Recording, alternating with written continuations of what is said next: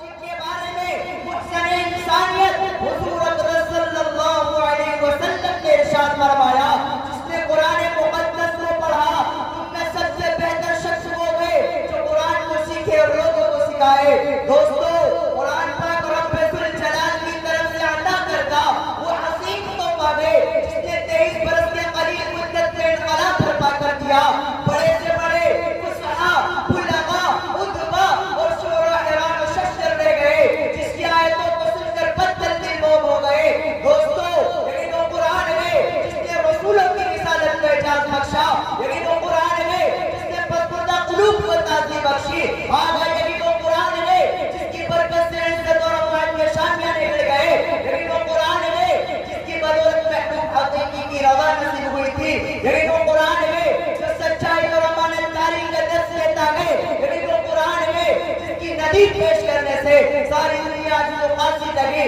یہی وہ قرآن ہے جس کا مدر پیش کرنے سے عرب کے فصل و بلیغ سمجھداری کا دعویٰ کرنے والوں نے گھٹنے ٹیک لیے، یہی وہ قرآن ہے جس کی حفاظت کا وعدہ خود خالق کائنات نے فرمایا، یہی وہ قرآن ہے جس نے دینی قوتوں کو جلا بخشا، یہی وہ قرآن ہے جس کی برکت سے اجڑے چمن میں بہار پیدا ہوئی، یہی وہ قرآن ہے جس کی بدولت محبوب حقیقی کی رضا نصیب ہوئی تھی۔ محترم حضرات، آج کے اس نازک دور میں ایک سے کلام پاک کو فضول سمجھا جاتا ہے، اس کے الفاظ رٹنے کو حماقت بتلایا جاتا ہے، کہا جاتا ہے کہ اس کے رٹنا اور بے سمجھے پڑھنا بے سود ہے۔ افسوس سدا افسوس، اس قرآن پاک کے بارے میں ہمارا یہ خیال نہیں کہ جن کے بارے میں شہنشاہ بطحا، تاجدار مدینہ، سرور کائنات، خاتم الانبیاء جناب محمد رسول اللہ صلی اللہ علیہ وسلم نے ارشاد فرمایا، اقرأ وارتقب ورتل كما كنت ترتل في الدنيا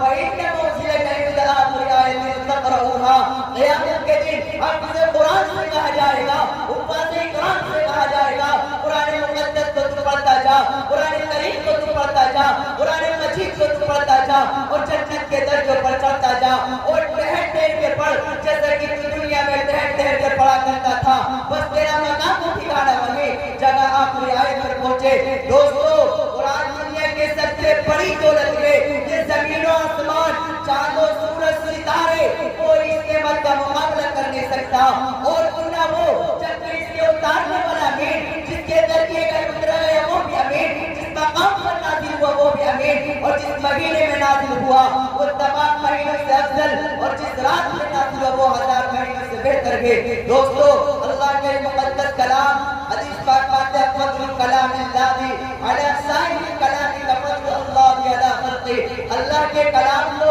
تمام کلاموں پر ایسی ہی فضیلت ہے جیسے کہ خود حق تعالی شان کو حضور صلی اللہ علیہ وسلم ارشاد فرماتا ہے، جس نے قرآن مقدس کو پڑھا، جس نے قرآن کریم کو پڑھا اور اس پر عمل کیا، اس کے والدین کو، اس کے ماں باپ کو سورج سے زیادہ روشندار تاج پہنایا جائے گا۔ دوستو، اور کرنے کا مقام ہے جبکہ اس کے ماں باپ کو اس طرح قدر علامات سے نوازا جائے گا تو خود پڑھنے والے کا مقام و مرتبہ کا عالم کیا ہوگا۔ دوستو، حشر کا میدان ہوگا اور 10 ایسے آدمی جن کے لیے جنت میں پادی کو چنی ہوگی، اور حفاظ کرام حافظ قرآن رب کی بارگاہ میں سفارش کرے گا اور پروردگار عالم کی سفارش کو قبول کرے گا۔ میرے دوستو، اللہ تبارک و تعالی ہمیں آپ کو کہنے سننے سے زیادہ عمل کرنے کی توفیق عطا فرمائے۔ وآخر دعوانا الحمدللہ رب العالمین۔